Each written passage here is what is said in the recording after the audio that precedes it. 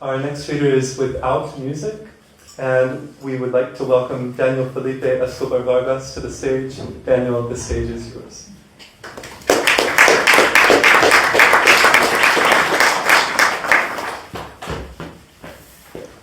Hi everyone, I'm Daniel, I'm from Colombia, and I like to write.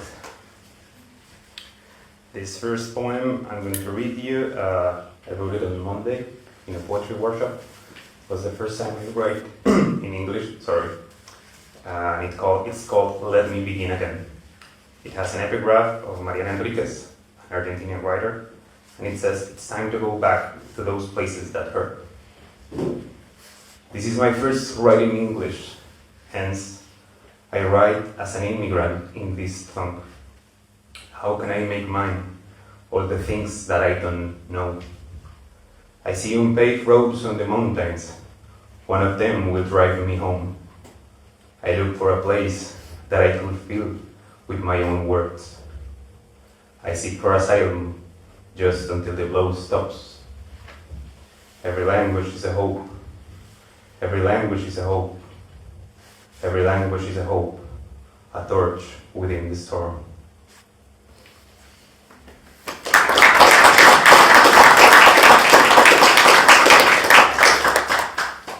The next poem I'm going to read, it's called I Seek Someone to Teach Me How to Cry. It has an epigraph of Carson McCullers of her book, The Heart is a Lonely Hunter, that says, "That's why I must wear blinkers constantly, to avoid looking back." I wrote it after my granny died, and I couldn't cry at her funeral.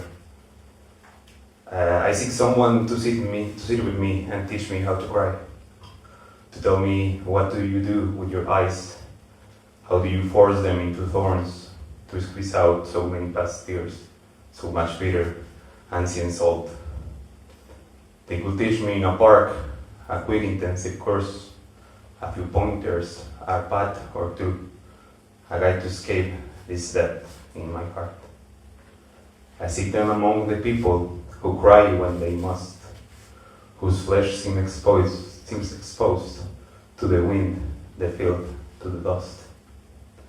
I seek someone to teach me how to cry, to pull out the cork of my tears, this dam built from feelings I owe, to unleash so much more, so many clipped hopes, so much acid corroding my soul. To rip off the scabs I've become, a hardness dragging me down like a forgotten stone. Someone to teach me how to make that crying stop, how to clutch the fear that shatters my shell, undoing me like a wet paper. I ask because I know I won't be able to deny a tear. When childhood strikes me, comes over me with all its depth, and they crumble into ash like small Pompeii in my hands. I seek someone to teach me how to cry without delay, because there's nothing worse than tears mistimed. They bloom like weeds, they root themselves in the heart like a distant relative for long and heavy days. I need a teacher to show me what to do, to make all this stagnant water flow, to free me at least from these memories that cling to me like soaked clothes.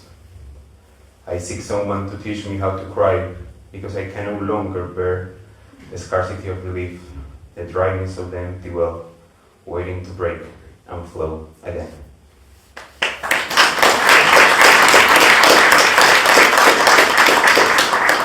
And lastly, I'm gonna read The Fate of the Dead, which is a poem I wrote after the protest in my country.